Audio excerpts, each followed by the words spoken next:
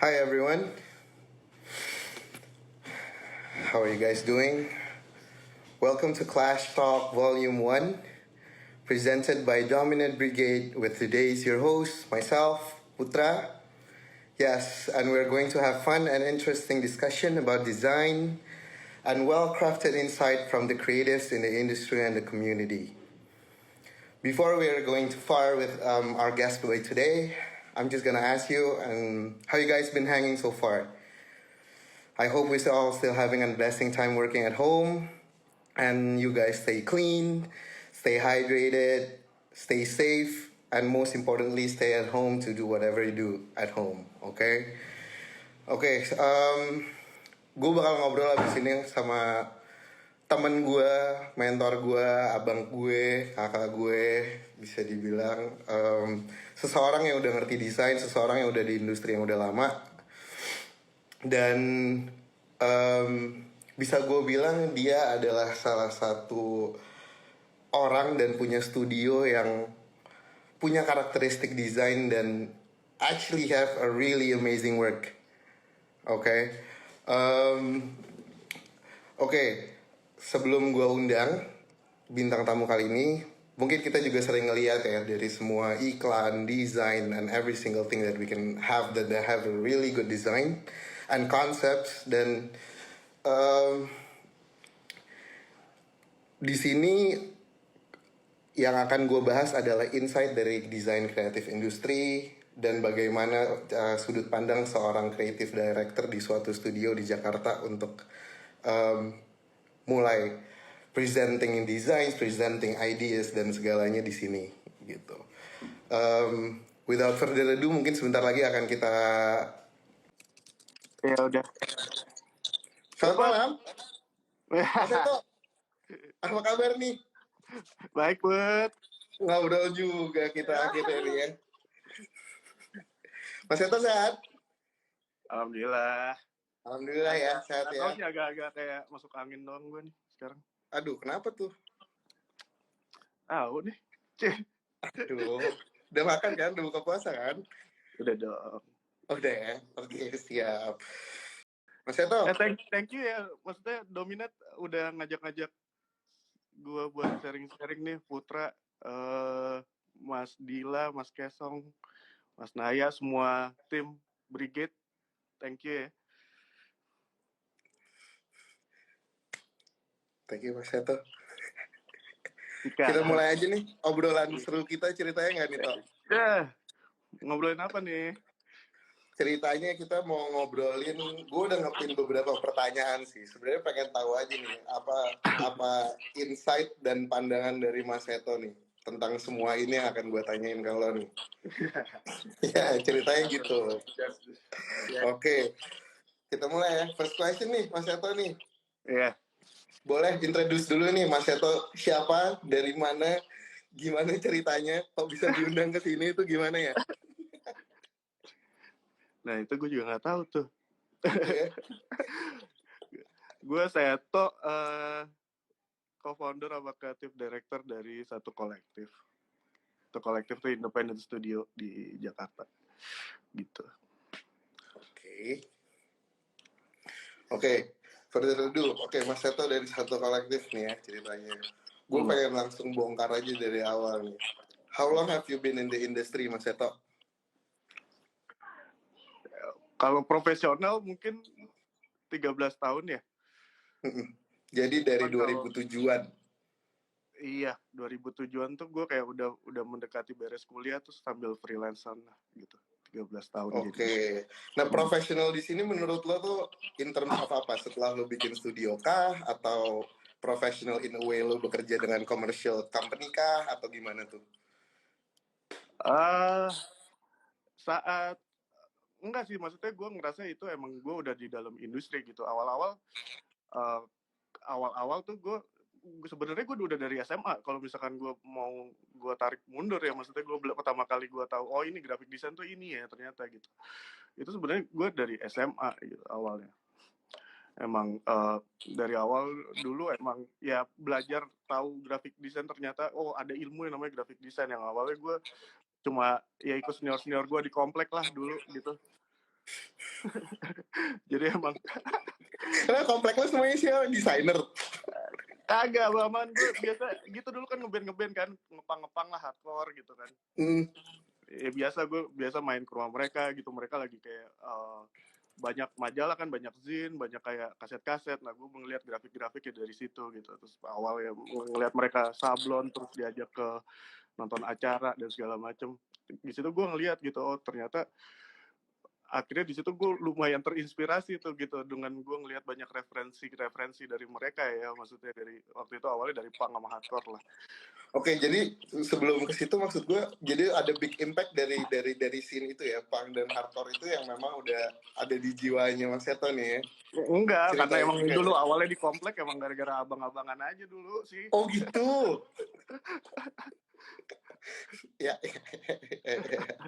Terus. Terus akhirnya ya gitu, akhirnya gue nerapin, ya udah gue belajar dari mereka, kayak akhirnya gue jualan kaos akhirnya di sekolah. Itu awalnya juga tuh, salah satu awalnya. Iya, awal-awalnya kaos-kaos angkatan lah, SMA Oke. gitu. Tapi sebelum lo ke situ, maksudnya first thing that makes you love the design industry itu apa sih, Tok? Pertamanya apa, maksud gue sebelum lo sekolah dan lain sebagainya, apa yang lo milih kan tiba-tiba gue di desain nih, gue dapet nih, gue suka nih, gue akan explore sampai lo bisa jadi kayak sekarang gitu. Iya, awal sih sebenarnya gue nyukain visual gitu pertama gitu, dan dari SMA gitu gue akhirnya gue ngedalemin, dan akhirnya gue kayak buat buku tahunan, terus buku tahunan sekolah gue, terus gue pikir kayak oh ternyata ada ilmunya gitu, dan ada yang ngasih tahu gue ternyata nih ini graphic design namanya gitu, dan ada jurusannya dan lain-lain gitu. Akhirnya gue mencoba lah, akhirnya gue beli majalah-majalah. Zaman dulu tuh ada majalah Trolley, Ripple gitu ya, zaman dulu tuh tahun Kion, gue belum 98 lahir tuh, 99. masih fix atau gue masih Nah, kecil. udah lah, itu tuh inget banget. Nah itu kayak lumayan lah, itu buku grafis yang gue pertama kali gue belajar, oh ternyata grafis kontemporer tuh kayak gini ya gitu. Emang ada dulu gue desainer namanya David Carson, gue seneng, dan Trolley Yap, tuh kayak gue gitu tahu banget yep. stylenya gitu. Dan ya udah, itu awal pertama banget gue tahu graphic design, dan akhirnya gue lulus sekolah SMA, akhirnya gue ngambil graphic design. Oke, jadi memang abis setelah lo ngeliat itu dan lo ngambil graphic design, bisa dikonklut adalah lo artinya ambil sekolah desain abis itu ya? Iya, karena gue udah mulai Oke, ngeliat lo ngambil nasi sekolah kan. desain di mana toh waktu itu? Sampai selesai banyak ya? Banyak. awal ya gue masuk sekolah desain lah di Jakarta, di Trisakti. Oke. Cuman akhirnya kagak kuliah juga sih, akhirnya kagak beres kuliahnya gitu. Jadi tapi mostly nggak otodidak juga ya, memang ada Iya, skill dari kuliah juga ya. Ya awalnya otodidak, cuman kan zaman dulu masih ya nggak kayak zaman sekarang lah. Dulu kayak software tuh, kayak dapet software kayak susah. Terus kayak internet juga nggak kayak sekarang. Maksudnya batasannya tuh banyak gitu. Malah awal masih benar-benar gambar sama clipping paling dulu gitu. Oh, Tahun clipping ya 98. masih ya. Iyalah, 98 99 gitu, dan software Oke. software tuh belum ada lah, Adobean lah dulu, masih freehand kalau nggak salah, Corel Draw. Benar. Masih sebelum Adobe banget ya. Belum Iya. ada tuh CS1 dan lain sebagainya. Kayak gitu udah, nggak apa-apa Pertama lo kuliah. belajar gimana? Ya. Apa tadi?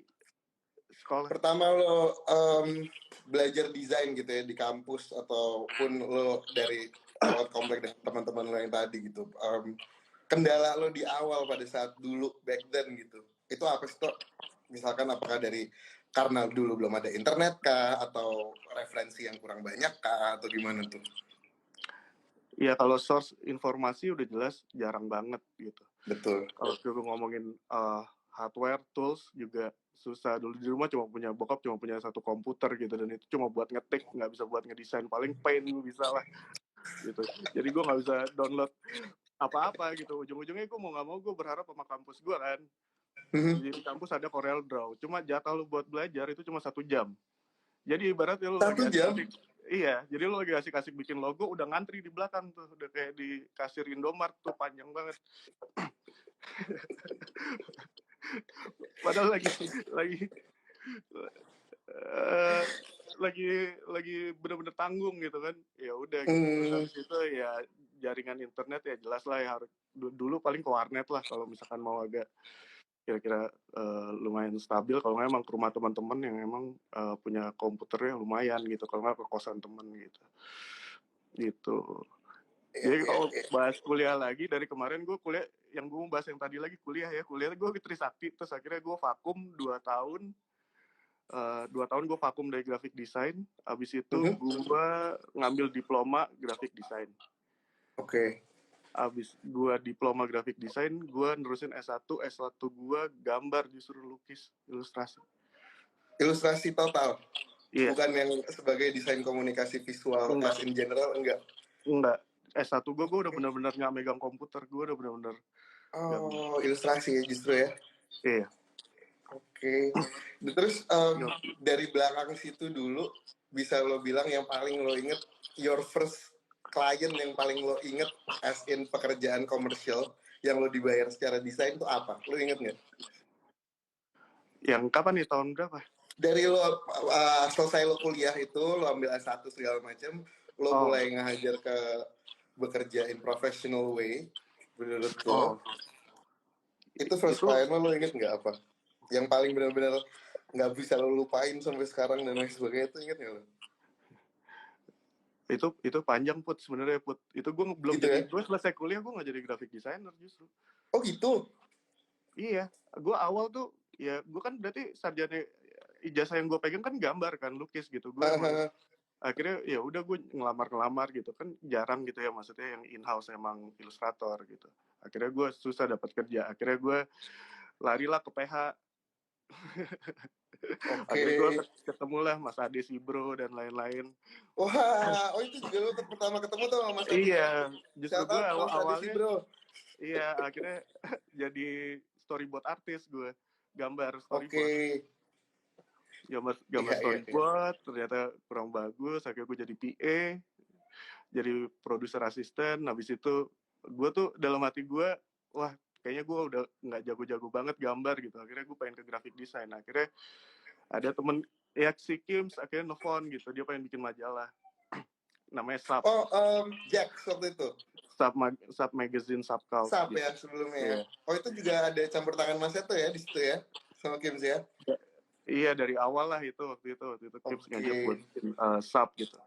Dan disitulah gue akhirnya jadi graphic designer lagi gitu Hmm. sekarang. Dan itu awal mulanya gitu di sub. Jadi waktu itu ya sub ya seru sih, emang benar-benar dari nol gitu. Gue benar-benar gue belajar graphic design lagi, terus gue belajar editorial design.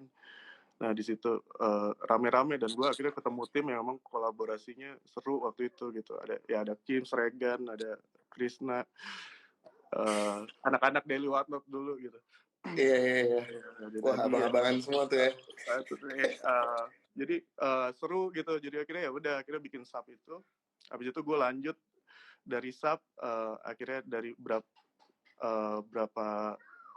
berapa rilis ya, gue lupa. Terus habis itu gue ke retail, dari retail gue ke agency. Oh, lu Retail tuh sempet di retail di mana Mas Tok? in house, gue di mall di Plaza Indonesia. I see, oke. Dari situ dulu ada ke situnya juga ya artinya ya. Ada. Jadi ya Oke. ngedesain satu mall itu. Oh, iya, iya, iya, iya. Jadi memang lo ngelewatin beberapa proses di situ sampai akhirnya Hmm. lo bisa bikin studio sendiri atau gimana tuh? Enggak, akhirnya What akhirnya is the first terakhir yang gue kayak ke benar-benar advertising, fits ke lo? agency. Akhirnya di agency gue belajar banyak di advertising. Jadi emang gak cuma sekedar desain, tapi ya gue belajar konsep, ide, dan lain-lain gitu, dan even bisnis. Dan di situ gue ketemu partner-partner gue, ketemu si Aji, ketemu Ayu, pas lagi di advertising gitu. Kita semua art director. Cuman ya gitulah, akhirnya di advertising itu terus mutusin bikin sendiri. Oke. Nah, di situ yang benar-benar apa ya? Yang nge-drive lo benar-benar gue harus buka studio sendiri nih sama partner-partner gue, Mas Aji, Mas Wahyu dan lain sebagainya, itu apa sih? Apa Awal karena momen kah atau karena tiba-tiba kalian bertiga klop terus ada klien yang oke, apa gimana tuh? nggak ada klien justru kayak jadi sih Oh iya. nggak tahu sih waktu itu sama Aji emang kita lagi eh, emang gue suka graphic design lah sama Aji gitu. Terus kayak kita emang suka mantau beberapa studio-studio yang emang kita suka sama gitu, kayak emang movement small studio Mhm. di Eropa, di Amerika gitu lagi banyak gitu dengan format studio-studio kecil gitu. Yang memang kalau zaman dulu kan kayak berarti kalau di agency maksudnya kayak bikin branding coffee shop atau apa gitu kan mereka biasanya juga nggak mau take over gitu biasanya. Nah ini Mhm. kayak kita mempelajari itu small studio itu akhirnya ya kita follow banyak lah kayak Heydays, ada Blitz Studio dan lain-lain. Yep. Jadi kayak small studio tuh bisa ngasih impact yang gede juga ternyata gitu. Nah dari situlah akhirnya kita memulai udahlah kita beraniin jadi kita shifting jadi emang akhirnya ya udah malam sorenya di kantor, malamnya ya di kamarnya Aji gitu jadi studio. Nah kantornya studionya pertama di kamarnya Aji. Di kamarnya Aji justru. Mm, mm, mm. Oke, itu lo bertiga sama Aji sama Wayu. Iya sama Aji Bisa sama dibilang Wayu. atau sama Aji dulu? Sama Aji sama Wayu. Sama Aji sama Wayu udah dari awalnya. Oke. Udah. Iya. Haji umroh klien pertamanya tuh travel Haji umroh. Oh gitu. Bikin brosur. Dari situ baru tuh ya. Iya, ya pelan-pelan lah proses. Pelan-pelan ya semuanya. Ya. Jadi kita lompat ke satu kolektif nih, studio yang udah lo bikin dari awal. Itu jadi startnya satu kolektif ini born nih tahun berapa nih? Dengan Wayu, dengan Aji. Wayu sama Aji tuh 2012. Oke. Dulu namanya Sal. Udah 8 tahun jadi satu kolektif nih ya berdiri. Iya, dulu awal namanya Sal. Cetek banget sih dulu. Wah namanya apa Sal, ya? Sal aja. Seto Aji Wahyu. Iya, Seto Aji Wahyu. Udah gitu. Tapi justru nama yang paling simpel yang paling diinget lah toh harusnya gitu. Terus gimana, apa yang bikin tiba-tiba jadi satu kolektif tuh gimana ceritanya? Ya ada partner kita dulu ada juga si Bemo. Oke. Dulu Bemo sempat bareng kita juga. Bemo namanya harus ada yang Indonesia juga dong gitu apa gitu. Oh ya satu aja gitu. Kayak satu doang kayak kentang gitu loh. Kayak Iya. gimana satu gitu. Hah? Satu Satu apa ya? apaan gitu ya. Akhirnya ya udah tambahin deh kolektif udah gitu doang sih sebenarnya. Oke. Terus satu kolektif berjalan dari 2012. Goal pertamanya waktu itu apa tuh bikin studio lo bertiga ceritanya? Berempat sama Bemo ya waktu itu ya? Awalnya justru. Apa? Awal Satu. justru iya pertama gua Aji Wayu terus ada Bemo sama Adit. Abis itu balik gua bertiga lagi gitu. Oke. Goalnya awal itu lo bikin satu kolektif apa ceritanya nih? Dari lo bertiga lah maksud gue, yang bikin kalian maksudnya sampai sekarang nih udah menjadi salah satu studio yang dipandang lah di Jakarta gitu dengan achievement kalian yang oke banget dari hasil worknya gitu. Sama aja sih dulu goalnya sama sih sebenarnya emang basicnya emang suka aja graphic design gitu kita kayak emang pengen produce sesuatu yang emang kita seneng ngerjainnya gitu sesimpel itu aja gitu. Oke. Cuma ya di awal kan ya pasti kayak ya udah bikin aja gitu kita kayak nggak terlalu banyak punya planning, punya manajemen risk, punya sesuatu yang financial manajemen atau apa gitu kita nggak pernah pikirin. Cuman ya belajar proses sekarang ya sekarang kita harus belajar ke arah situ gitu karena ternyata ternyata seserius ini bisnis ini gitu. Waktu itu bisa gue bilang di tahun-tahun itu juga belum banyak studio, bisa dibilang waktu itu studio kecil lah ya toh gitu. Iya. Belum bisa dibilang banyak gitu studio yang kecil itu. Artinya kan lu bisa dibilang juga sedikit pioneer lah di Jakarta untuk bikin studio ini gitu. Project terbesar dan achievement lu pada saat itu sampai terakhir yang masih paling pegangannya satu kolektifnya apa nih Tok? Achievement apa nih? Project. In terms of project yang kalian kerjain, project terbesar kalian lah yang bisa kalian benar-benar showing off to the world tuh apa sih? Sebenarnya ada beberapa sih, maksudnya yang terakhir-terakhir ya kayak sebenarnya kalau kita yang Wonderful Indonesia menurut gue ngukur ini besar bukan dari nominal ya, maksudnya besar ini secara coverage dan secara exposure. Ya itu pun yang gue maksud kok. Dan Wonderful Indonesia waktu itu kita nge-branding udah 4 tahun, udah 3 tahun sekarang. Jadi kita ngurus untuk promosi luar negeri, jadi berarti kita untuk seluruh dunia mempromosikan pariwisata Indonesia gitu. Jadi ya seneng aja gitu yang kita kerjain ternyata keluar di berarti kita bisa, gue nemuin kerjaan gue di New York Times, di The Economist, Wall Street Journal, Sydney Itu waktu itu Herald, masuk semua di situ ya? masuk gitu. Dan Wow. ya kayak kebanggaan aja gitu, kayak akhir tahun lalu Yap. kayak kita nge-branding outdoor kayak ibaratnya di taksi di London, tram di Amsterdam gitu. Jadi Oh itu kalian desain semua tuh ya untuk promosiin, artinya Kementerian Pariwisata Indonesia ya? Itu nama iya campaignnya waktu itu Wonderful Indonesia kan, benar kan? iya maksud gue itu kayak Oke. ya seneng aja gitu, kayak kontribusi buat negara, terus placementnya juga di seluruh Di dunia hal gitu. yang memang lo suka ya sama tim ya?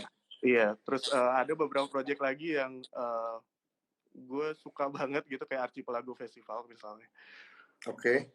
gitu, kayak emang Itu the whole design visual, artinya Archipelago tuh satu kolektif? iya 1, 2, 3 sih. Thank you banget buat anak-anak Studio Rahma nih sama Son of the Corner masih percayain Oke, ke shout out Studio kita Rama, sampai 3 Satu Corner. gitu. Kemarin kita juga dapat masuk shortlist untuk Taipei International Design Award untuk yang Oke. Archipelago.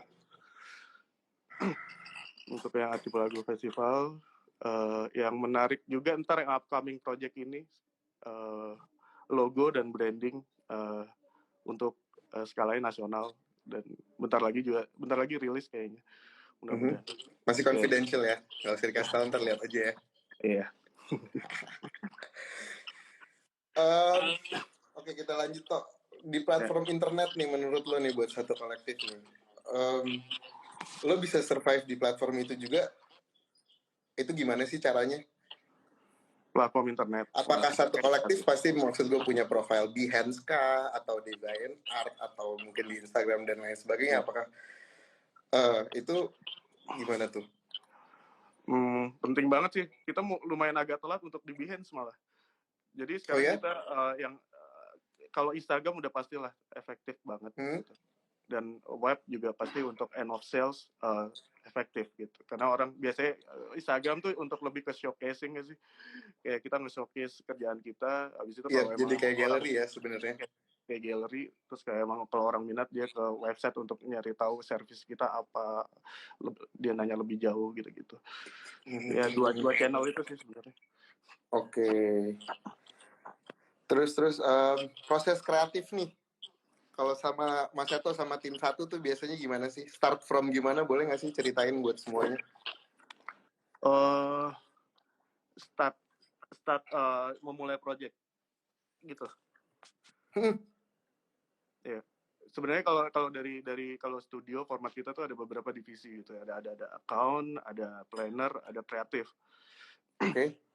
Jadi biasanya awal dari gimana brief turun, habis itu kita bareng-bareng nge-crack brief, habis itu ada strategi. Jadi strategi kayak ada namanya Muti, dia planner kita gitu. Dia tuh biasanya nyari angle kira-kira dari brief ini, dia nyari data-data gitu, kira-kira target audiensnya kayak gimana sih, target milenial gitu. Dia nyari data milenial kayak gimana gitu. Milenial kan banyak, interestnya masing-masing gitu. Nah, dia nyari data, dia interview koresponden, dia nyari angle ini biar eksekusi kreatifnya bakal ngarahnya kiblatnya kemana gitu. Nah, itu dari di part strategi.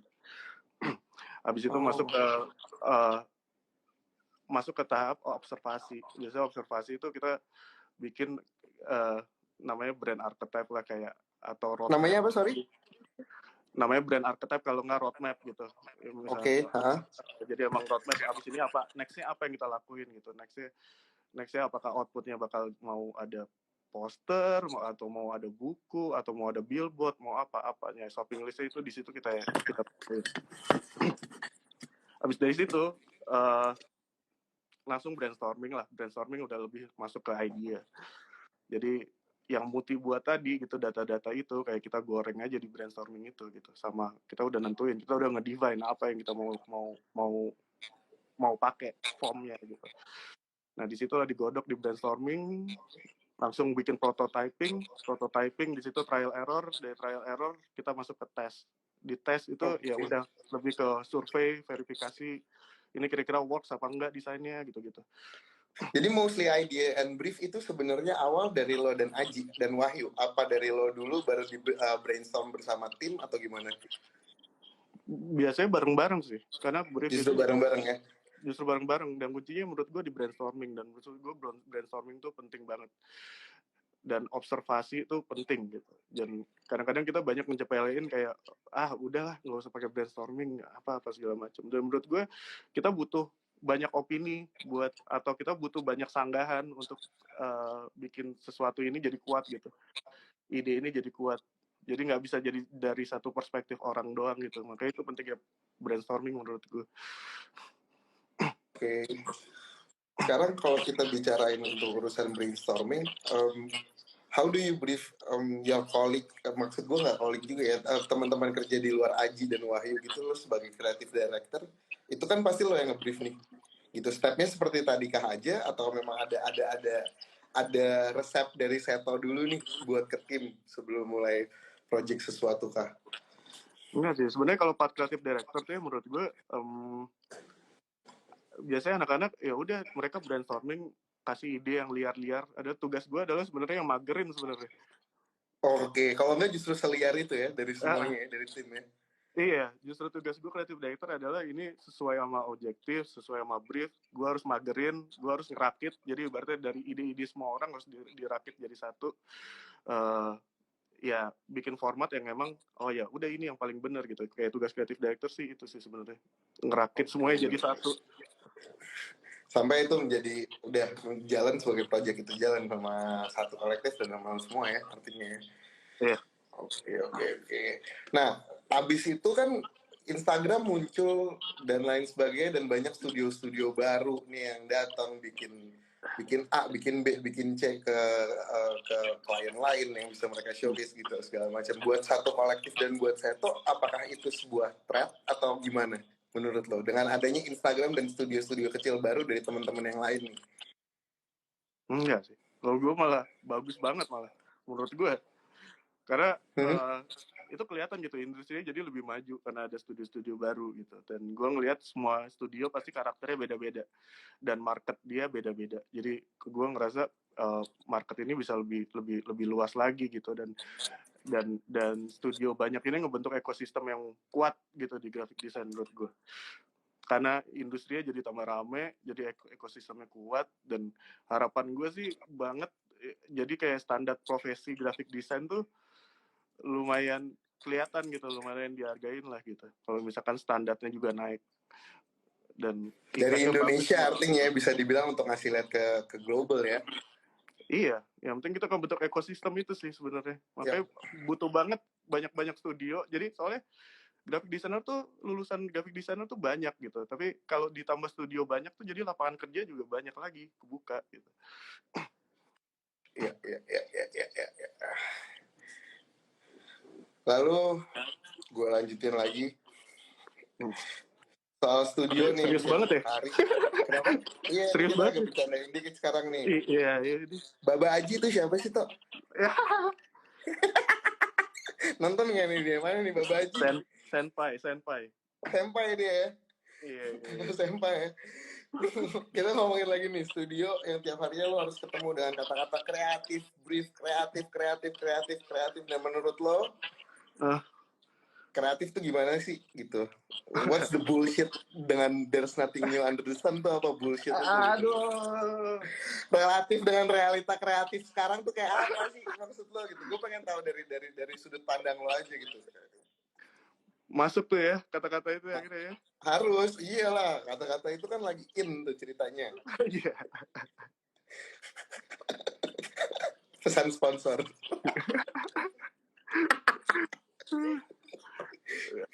Ini gue harus jawab yang mana dulu nih? Yang kreatif dulu apa? Yang kreatifnya dulu boleh. Gimana nih? Kreatif menurut Seto, Mas Seto. Dengan lo setiap hari bertemu dengan pekerjaan lo dan passion lo di situ. Iya, kayak kreatif tuh udah kata-kata yang umum banget gak sih? Kayak sekarang asli. semua kreatif entrepreneur, kreatif apa gitu. Tapi ya basicnya kreatif ya imajinasi yang bakal dijadiin reality itu ya itu kreatif gitu.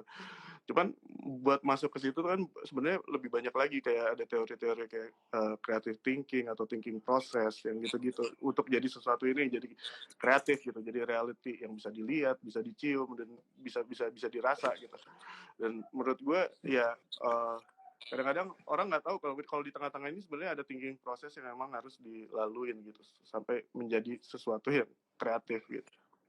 Thinking process yang gue maksud adalah yang tadi yang lo tanyain, yang kalau terima brief gimana gitu, yang ada tahap understanding, ada tahap abis itu masuk research, dari research terus kita masuk ke dari divine langsung masuk ke prototyping dan lain-lain gitu. Maksudnya untuk jadi ke arah situ tuh sebenarnya ada di tengah-tengah ada proses itu. Oke. Gitu, kalau dari kreatif. Dan lo bisa ceritain nggak sih proses-proses kayak gitu dan gimana cara lo ngadepin klien? Kan harus ada nih toh. Nggak semua klien kan segampang oke, kita kerjain, thank you lo kalian bisa ngerjain ini itu segala macam gitu. Maksud gue gimana cara lo nge-maintain semua klien-klien lo dengan proses kreatif ini dalam tanda kutip gitu loh. Menurut lo itu kan harus ada ilmu tersendiri bagaimana lo ngertiin bisnis dan lain sebagainya dong. Pasti. Iya, pasti. Nah, itu departemen account sebenarnya. Oke. yang Wahyu itu yang megang tugas itu untuk nge-deliver semua yang emang ekspektasi klien ya. Karena kita butuh tim account ini emang untuk manage expectation klien sebenarnya. Oke. Bos wise skill ya artinya. Apa? Untuk urusan klientel artinya bos wise skill ya. Iya, gue yang puyeng. Malah lo yang jadi puyeng. Kita lanjut toh nih. Terus dengan yang tadi gue tanyain yang soal tanda kutipan kata-kata yang gue bilang tuh relevan nggak sama realita kreatif sekarang tuh, kata-kata itu tuh. Kita kan ngomongin itu kan sebenarnya menurut gue ya tulisan yang kutipan tadi. Mata Fanny join tuh. tuh side scenery tuh udah bacot tuh. Side scenery payah dah.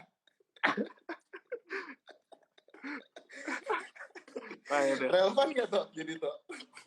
Ya kita tahu kata-kata ya, itu kan sebenarnya bisa dibilang sebenarnya itu preference aja nggak sih gitu loh. Apa? Preference aja kan kata-kata itu sebenarnya gitu. There's nothing new under the sun. Iya kan? Iya. Maksudnya mungkin kita semua tahu ya arah kata-kata itu kemana gitu ya. Kayak itu kayak ini kita mau nge-breakdown kata-kata itu kan. Iya, lebih betul. Tentang masalah duplicate, masalah exactly. Rip-off atau yang lain-lain gitu. Cuma lebih Karena halus aja ya pakai kata-kata itu ya. Kenapa? Jadi lebih halus aja pakai kata-kata itu ya. Iya, sebenarnya tapi juga kalau orang pun iya, tapi dengan karakteristik orang yang ngerjain kalau attitude-nya oke, kayaknya normal-normal aja nggak sih? Wah, tajam nih. Ya udah, jadi kita bahas kemananya nih? Apa kita bahas Enggak ke kata-kata itu dan gimana relevansinya dengan kreatif dan design thinking di saat ini gitu loh maksudnya. Iya, ya udah gua ngebahas tentang sebenarnya ini seru sih masalahnya. Gue juga kadang-kadang masih banyak gray area kalau memang kita ngomongin tentang duplicate, tentang copycat, tentang rip-off, tentang banyak lah gitu. Maksud gue, menurut gue kalau pendapat gue ya emang itu based on tendency sih. Maksudnya tendensinya kemana gitu. Kadang-kadang orang niru tuh emang ada tendensi yang pertama sih menurut gue yang emang orangnya emang jelek gitu, tendensinya emang pengen niru gitu. Dia ngelihat wah nih produk laku nih, gue tiru aja lah gitu biar cepet gitu. Emang biar cepet laku gitu. Yang lagi satu tendensi yang emang menurut gue awalnya dia nggak kesana gitu, nggak mau plagiat, tapi ujung-ujungnya dia plagiat gitu. Karena mungkin ya alasan mungkin dia stuck, nggak punya ide lagi karena observasi yang kurang dalam. Habis itu emang dia kayak ngerasa udahlah, udah deadline biar cepat aja gitu. Habis itu ada yang ketiga menurut gue nggak ada tendensi sama sekali buat plagiat, tapi dia udah ngelewatin thinking proses dan lain-lain, cuman apes, nggak sengaja. Oke. Apesnya ketahuan. Enggak, kalau yang ketiga gue mikir karena emang dia emang kebetulan sama aja gitu. Cuma ya realitanya juga banyak juga yang emang ke gap gitu, yang emang bilangnya Tanya emang ya udah ke gap aja lo. Mau iya nggak mau iya deh. bilangnya nggak sengaja gitu, padahal tendensi yang pertama gitu, ada aja yang kayak gitu. Dan menurut gue ya itu ada beberapa yang lewatin thinking proses. Gue bilang yang terakhir tuh ngelewatin thinking proses, cuma emang beda gitu. Dan maksud gue, kalau emang kita melewati semua thinking proses, kayak berarti observasi kita, research kita dalam, developing kita dalam, habis itu kita ada kayak verifikasi lagi gitu, validasi lagi, survei dan lain-lain gitu. Menurut gue semua pasti ada kemungkinan banget buat satu karya dan dua karya tuh ada kemiripan tuh pastilah, karena semua based on developing kan dari zaman dulu sampai sekarang. Abis itu tapi ini paling nggak bisa meminimize gitu loh, Put, kayak banyak kayak referensi dan lain-lain. Kalau menurut gue lebih ke sana kalau ngerelatin antara kreatif dan there is nothing new under the sun gitu ya. Agak belibet ngomongnya, susah ya. Iya, makanya dari kata-katanya belibet tuh yang sering pakai aneh sih.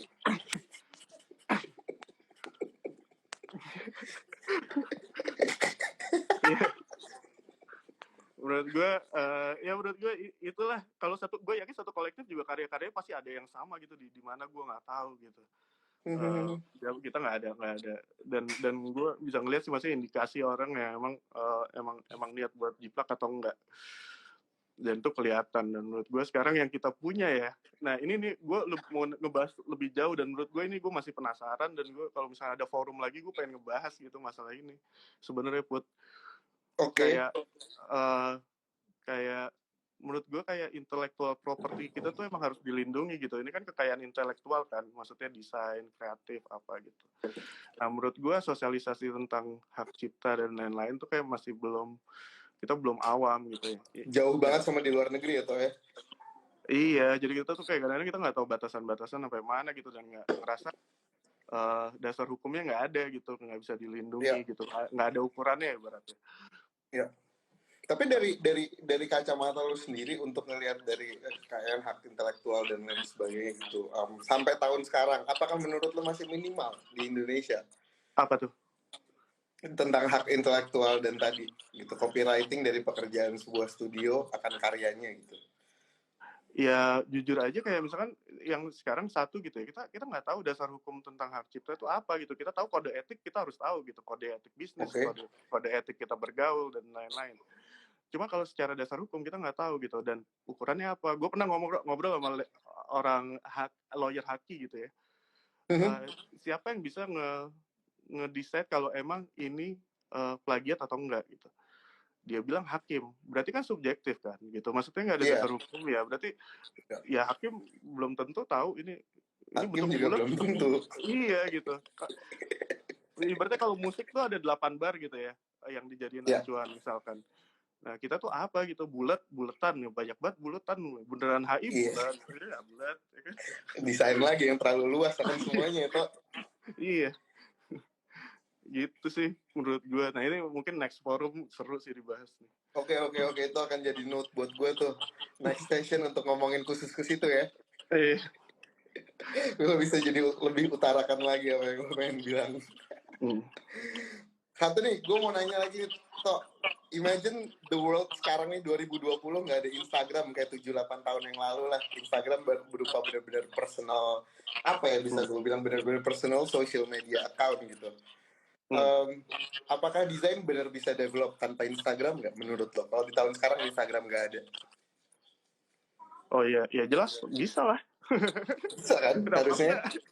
Iya, enggak, gue banyak juga dengar dan banyak acuan kepada orang-orang yang memang kayak punya studio yang dipaparin adalah Instagram gue harus keren nih, gue punya studio, gue bisa showcase Instagram gue keren, follower gue banyak, yang follower gue A B C D E, tapi sekedar udah sampai situ. Tapi di luar sana ya udah, you're just an Instagram artis gitu maksud gue gitu. Nah sekarang dari jawabannya kayak gitu tadi gitu. Kita nggak dielaborate kok. Kalau gue, menurut gue nggak tahu ya, karena kita semua punya strategi marketing masing-masing ya. Ya. Mungkin dia ngerasa ya graphic design marketingnya harus kayak gitu caranya gitu. Cuma kalau gue nggak tahu ya, karena gue anak 90-an juga, pas belum ada Instagram dulu gue udah belajar desain, jadi Iya, santai-santai aja ya. nggak terlalu ngaruh sih, maksudnya juga kayak yang penting ya produktif aja, bikin aja terus, latihan. Dan kayaknya justru yang arahnya semua ke situ lupa akan adanya website kali ya, Toh ya. Gimana menurut lo? Enggak sih kalau Apakah gue itu ngeliat relevan nggak dengan website, dengan social media, dengan yang ya gue kerucutin di Instagram lah gitu? Beda. Gue ngeliat beda sih, karena environmentnya beda. Kalau gue ngeliat sosial media tuh environmentnya emang bener-bener hektik gitu. Emang semua orang tuh fokusnya di situ gitu, di sosial media.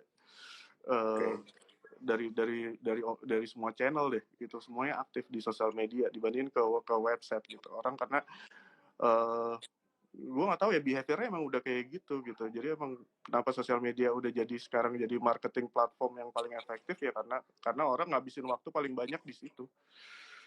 Itu sih menurut gue, dibandingin dia search engine nyari desain ke websitenya, ke studionya gitu, kayak sekarang udah jarang emang. Jadi lu bisa dibilang setuju atau enggak makin kesini itu Instagram adalah sebuah marketing tool, bukan platform social media?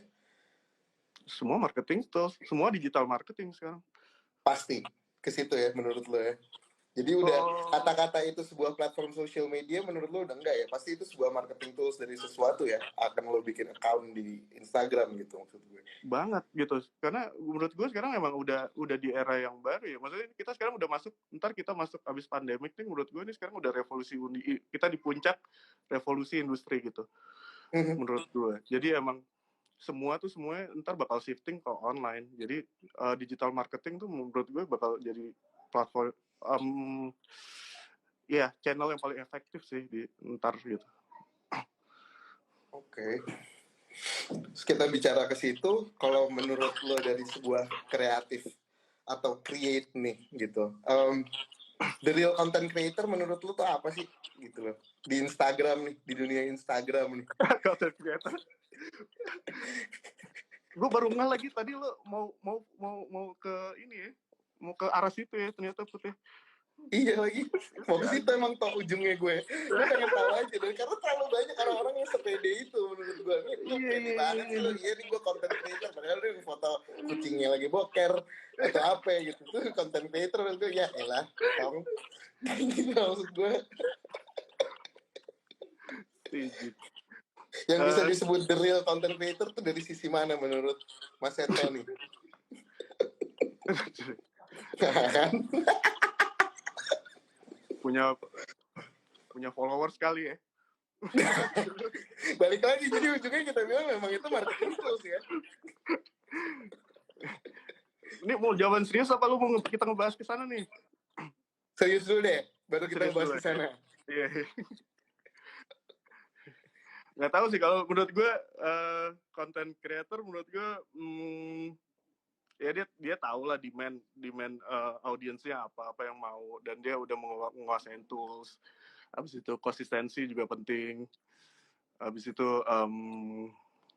apa ya, menurut gue ya attitude sih menurut gue penting banget, karena kayak ibaratnya lo mau sejago apa juga kalau attitude menurut gue itu kayak udah modal dasar lo mana sih buat kemana-mana. Nah gue nggak demen yang attitude-nya tengil-tengil tuh. Yang tengil-tengil ya udahlah ya, biarkan dia tengil aja ya. Kalau kita ke arah yang nggak serius gimana tuh Toh? Menurut lo? Speak freely Toh, speak freely tolong. Lo sama Aji aja lah kalau itu.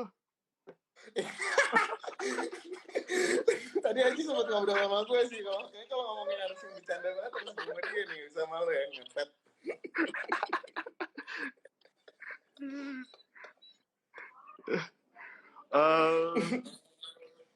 Gimana tuh Toh?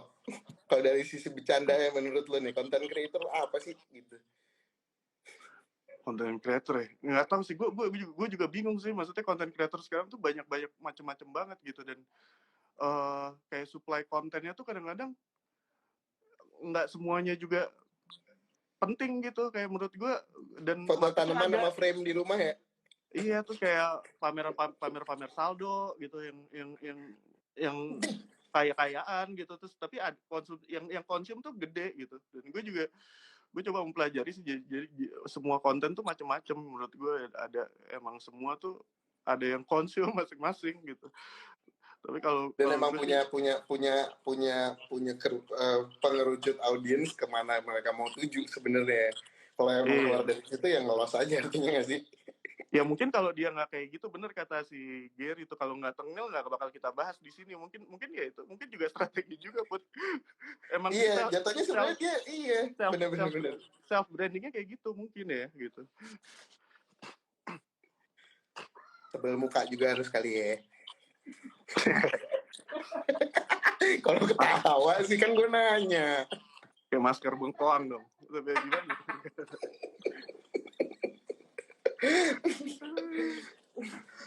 Gue mau lanjut. Udah nih tinggal pertanyaan sedikit lagi sebenarnya Tok nih. Pesen lo nih buat para padawan, buat para younglings, buat pada teman-teman yang baru lulus kuliah yang mau bergelut di bidang desain, di kreatif, mau bikin studio. Pesan Iya. dari Mas Seto nih sebagai orang yang udah berkecimpung di dunia ini lama dan udah punya studio keren dan punya amazing work tuh apa sih? Kalau buat anak-anak desain ya kuliah, menurut Yang gue kuliah yang baru pada lulus yang ya, pada mentok nih sekarang. menurut gue kuliah nggak tahu sih ini bener apa enggak ya, tapi ya menurut gue uh, jangan uber nilainya, uber ilmunya menurut gue. Jangan apa, sorry? Jangan uber nilainya, uber ilmunya menurut gue. Kadang-kadang ya ilmu pas di saat lo kuliah tuh lo bisa explore ilmu lo banyak banget gitu. Even yang di kampus lo nggak dikasih, di luar di teman-teman lo bisa ngasih gitu. Gue jujur aja, maksudnya gue belajar tuh akademis dari kampus ya mungkin sedikit, tapi gue belajar dari teman-teman gue di luar pas nongkrong dan lain-lain gitu. Jadi menurut gue yang penting adalah jangan cari nilai, cari ilmu. Karena dari situ lo bakal kebentuk mental dan attitude. Menurut gue di industri desain kayak gini ya, gue bakal review juga, gue gak bakal review nilainya juga. Gue bakal lihat portfolio sama mental sama attitude-nya bagus apa enggak. Itu sih menurut gue. Nice. Iya. Jadi dari situ ya, uber nilainya, jangan uber nilainya justru ya, uber ilmunya ya. Dan gak semuanya dari kuliah di situ ya. Iya, Terus ilmu buat tuh banyak. teman-teman yang pada mau bikin studio segala macam nih, ada pesan khusus nggak nih dari Seto nih? Apakah mereka suruh hajar dulu aja, lo explore dari situ, develop dan lain sebagainya, lo belajar dan lain sebagainya? Karena ya mau bikin studio udah pasti itu bisnis, itu part of bisnis juga gitu. Pasti ada ups and downs di situ gitu. Iya kan. Nah pesan dari lo kalau buat teman-teman yang pada mau buka studio sendiri, mau jalan untuk bikin desain studio independen tuh apa? Kalau gue nggak, maksudnya gue kalau bisa gue ngulang gitu ya, maksudnya gue pelajarin pas saat gue bikin studio lumayan struggle ya. Maksud gue kayak ternyata variabelnya tuh banyak gitu, bikin studio, bikin bisnis. Jadi emang nggak sesimpel itu gitu. Dan menurut gue yang paling penting pertama adalah experience. Kayak lo tahu experience-nya apa. Yang kedua adalah mentoring juga bagus kalau lo punya mentor. Jadi lo bisa, kalau misalkan lo ada sesuatu yang lo tanyain, lo bingung atau lo salah, itu lo bisa tahu kemana lo harus cerita gitu. Habis itu even lo sendiri pun juga ada ya? Ada sampai sekarang gitu. Sampai sekarang gue Bisa lo selalu nyari ceritain mentor. nggak lo gue sedikit tentang mentor lo ini? Mentor Yang bisa lo macam-macam sebut gitu. mentor lah. Macam-macam. Oh banyak sih maksudnya kalau gue sebutin. Tapi ada lah, maksudnya gue setiap misalkan gue kayak kurang di sini, kayak sistem kantor gitu, gue pasti konsultasi sama orang yang emang udah pengalaman gitu. Dan gue bakal sharing di situ, dan gue dapet insight-insight baru. Terus gue dari situ gue olah lagi gimana biar jadi solusi gitu. Dan kalau di dan studio itu kan variabelnya banyak, menurut gue itu salah satunya gitu. Terus yang kayak ibaratnya financial management juga penting, sistem juga penting, gimana lo nge-manage tim, leadership juga penting. Jadi nggak, sebenarnya kalau bisa sih sebenarnya itu aja dulu yang dipelajarin sebelum emang mau buka studio ya. Hal yang diwajibin buat desain brief apa aja bang? Desain brief. Jadi briefnya itu sebenarnya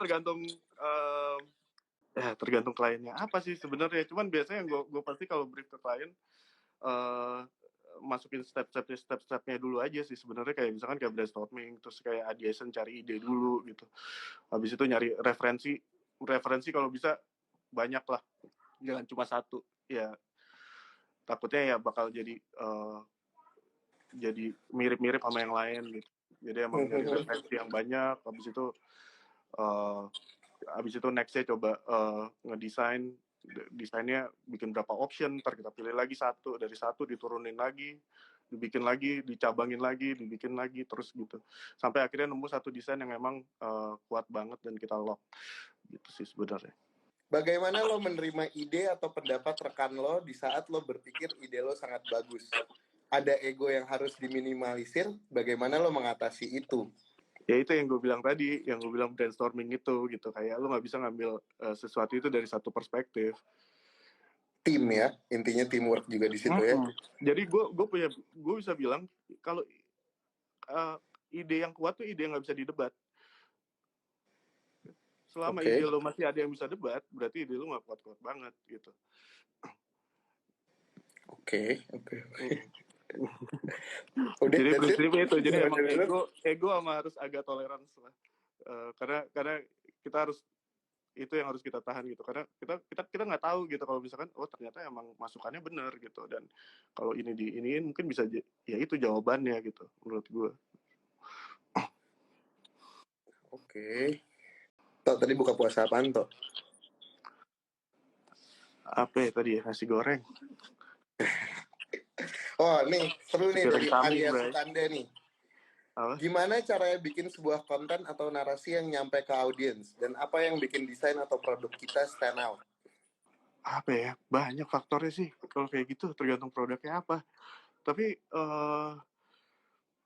konten yang bagus ya, kalau gue sih bener-bener step dari awal itu sih sebenarnya emang nyari insight-nya sekarang apa gitu. Insight-nya dari data-data tadi, sekarang orang di luar sukanya apa sih gitu, terus media apa aja yang emang cocok dipakai buat mereka gitu kan. Sebenarnya yang kunci paling pertama kita tahu audiens kita siapa, ke siapa desain kita mau yang bakal ngelihat, siapa yang bakal ngelihat video kita gitu kan. Lebih ke situ fokus pertama menurut gue. Oke. Balik lagi kayak tadi dengan klien lo yang segitu besarnya, A Wonderful Indonesia gitu, lo harus memikirkan gimana cara global ngelihat Indonesia di situ kan. Dan itu adalah tanggung jawab yang besar banget menurut gue sih. Iya, itu gue kasih contoh misalkan kayak Wonderful Indonesia aja, kita punya data survei gitu. Setiap pasar Eropa, misalnya Eropa, ada Middle East, ada Amerika kayak gitu.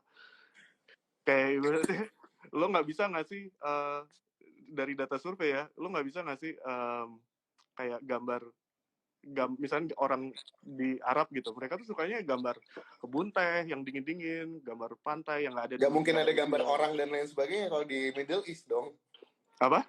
Nggak mungkin ada sosok gambar desain orang dan lain sebagainya di sana kan, paling nggak bisa dong. Iya kan, itu kan lo harus mikirin dari tiap area tersendiri yang akan lo spread. Iya, kan, iya. Kan? Iya, karena di sana panas ya, jadi kita kasih yang dingin-dingin gitu.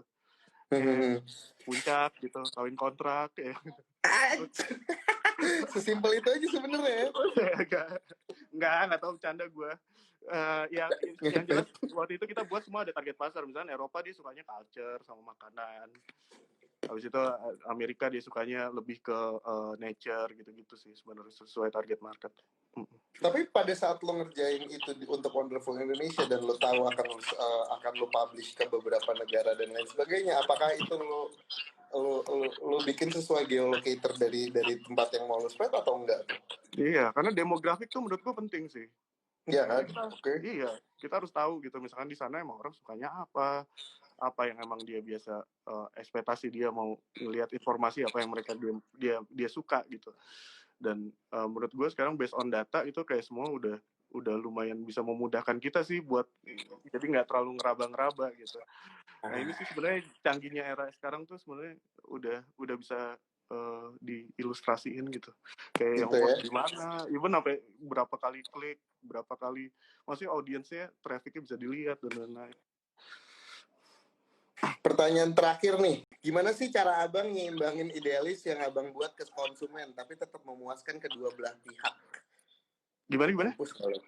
Apa? Gimana sih cara abang nyimbangin idealis yang abang buat ke konsumen, tapi tetap memuaskan kedua belah pihak? Jadi mungkin apakah lo tetap ngegunain idealis lo di situ atau gimana tuh? Tergantung lihat. Mungkin ada kita selalu coba approach ke sana kalau misalkan bisa ya ada step-stepnya juga gitu. Tapi bener deh kalau untuk ngomongin idealis ya kayak kita agak-agak lumayan memilah itu karena gimana juga kan misalnya advertising atau desain yang satu itu sebenarnya lebih ke komersil ya. Jadi kadang kita butuh mengesampingkan itu dulu sedikit gitu kayak berarti ya jalur yang inisiatif yang kita lariin ya kita bikin pameran, bikin poster, bikin kolaborasi kayak gitu, idealis kita disalurinnya ke sana gitu. Tapi ada beberapa juga klien yang emang sukses nih ternyata gitu. Tapi pelan-pelan gitu. Jadi emang ada tipe-tipe klien yang emang udah tahu udah melek gitu. Mereka udah tahu tren, dia udah emang lifestyle-nya juga kuat gitu. Jadi lebih enak buat masuk ke sana gitu. Dan enaknya lagi mereka juga waktu itu kayak emang udah jadi bukan kayak as a client sama vendor gitu, udah kayak emang kolaborasi, emang partneran gitu. Jadi emang brainstorming bareng gitu-gitu, dan gue rasa outputnya juga bakal lebih maksimal sih menurut gue. Jadi apakah tipe sebuah klien yang masih ngelihat idealisme dari seorang desainer itu penting nggak? Atau lo justru seneng ngelihat mereka yang membatasi, klien yang membatasi desain proses lo mendingan yang mana tuh? Ya mendingan yang open sih, jelas lah. Lebih Dan seneng itu yang open gitu. jujur maksud gue kalau boleh gue tanya, beberapa klien lo ada yang kayak gitu? Ada gitu, ada yang emang ya maksudnya kita kan di sini slash consultant kan, maksudnya kita bakal mengupdate apapun yang emang sifatnya ya sekalian juga kayak sharing dan educate juga gitu. Kayak sekarang tuh udah sampai sini trennya gitu, yang bagus tuh kayak gini, rasionalnya tuh kayak gini. Jadi kita kasih case study, ini pernah ada yang buat kayak gini, hasilnya sukses di sana gitu. Kenapa nggak bisa dipakai di sini gitu-gitu. Implement di sini ya. Cuma ada yang emang mereka open gitu. Ada yang emang tetap mempertahankan pendapat subjektif dia gitu. Jadi emang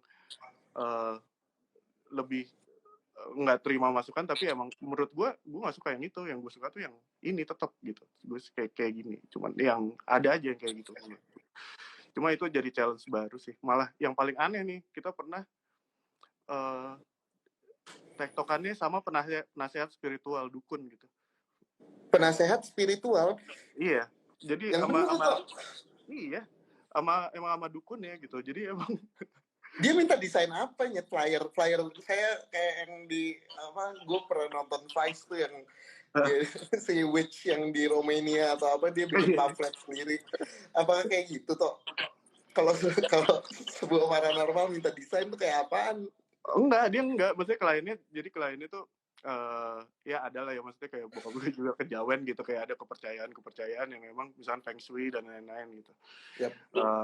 Kayak kita bikin desain gitu, ternyata nggak bisa pakai elemen itu, harus pakai elemen ini, harus ada elemen matahari gitu-gitu. Sampai amplopnya aja, amplop itu kita bikinnya simple kan ya, maksudnya biasalah amplop ada logo gitu. Karena ini untuk waktu itu apa ya, villa kalau nggak salah atau apa gitu. Ya udah gitu, simple gitu ya, graphic design simple aja gitu. Dia maunya pakai foto gitu, foto. Jadi emang jadi satu amplop tuh isinya foto sunset yang kayak gitu, karena harus penasihat spiritualnya bilang harus ada elemen itu gitu. Yang gitu-gitu sih sebenarnya susah. Oke. Terus dari klien lo yang paling unik yang pernah lo kerjain selain si paranormal ini yang harus lo belokin ke paranormal, ada nggak toh? Itu lumayan aneh sih sebenarnya menurut gue. Itu paling aneh. Gue aja dengar kaget loh, jarang loh, itu jarang banget. Apa? Toh. Nah, maksud gue jarang loh tadi yang lo ceritain gitu loh. Apakah ada lagi kah atau enggak? Yang paling unik, yang paling absurd. Itu lumayan absurd sih sebenarnya. Itu baru itu sih yang absurd sih. Maksudnya absurd sampai kayak gitu, karena kita benar-benar dealing sama si si penasihat spiritual itu gitu, dan emang dia kita banyak banget revisi cuma berdasarkan karena ini nggak bagus gitu elemennya gitu, jadi emang harus ganti itu gitu. Gitu sih Mas Seto, ya. terima kasih loh atas waktunya ya. Gue Sama-sama mau ya. conclude dulu nih dari Mas Seto ceritanya. Untuk teman-teman semuanya ingat, jangan uber nilainya, uber ilmunya pada saat kuliah, teman-teman. Dari situ lo akan kebentuk attitude dan mental yang baik sebagai desainer dan sebagai orang yang punya studio. Bener Mas Seto kayak gitu tadi? Ilmu tuh maksudnya Lalu punya standar mana ya, profession. ilmu tuh nggak cuma di sekolah, maksud gue bisa di mana aja, di tongkrongan, di teman. Ya, even though lo bikin intention untuk rip off segala macam, lo harus punya good intention di situ ya. Satu karya dengan karya yang lain menurut lo pasti mirip, akan pasti. Tapi balik lagi proses thinking dan minimizing proses desain tersebut kepada orang dan kepada audiens itu yang penting ya. Dan attitude lo sebagai desainer dan sebagai orang yang bekerja di sini adalah, bisa gue bilang, main love di situ ya. Dan balik lagi, know your experience and find a good mentor for it. Oke, Mas Seto, gue rasa udah cukup dari gue. Thank you so much for your time. Terima kasih ya, Dominate. Makasih Putra. Thank you Mas Seto, thank you tim Dominate, Dila, segala macam. We're gonna end this and we're gonna continue to the class session volume 2 dengan guest yang lain. Mungkin dengan tadi bahasan kita yang selanjutnya akan kita lanjut dengan topik pasti itu ya, Toh ya. Nanti kita cari, kita undang Aji juga ya. Sabi. Oke, thank you semuanya. Thank you Dominate. Mas Seto, stay clean, stay healthy. Most important semuanya stay at home. We will win this in a short time ya, soon. Yeah. Oke, cheers everyone. Sehat. Salam buat keluarga Mas Seto. Hang loose, bye-bye. Bye. Thank you, Toh. Thank you.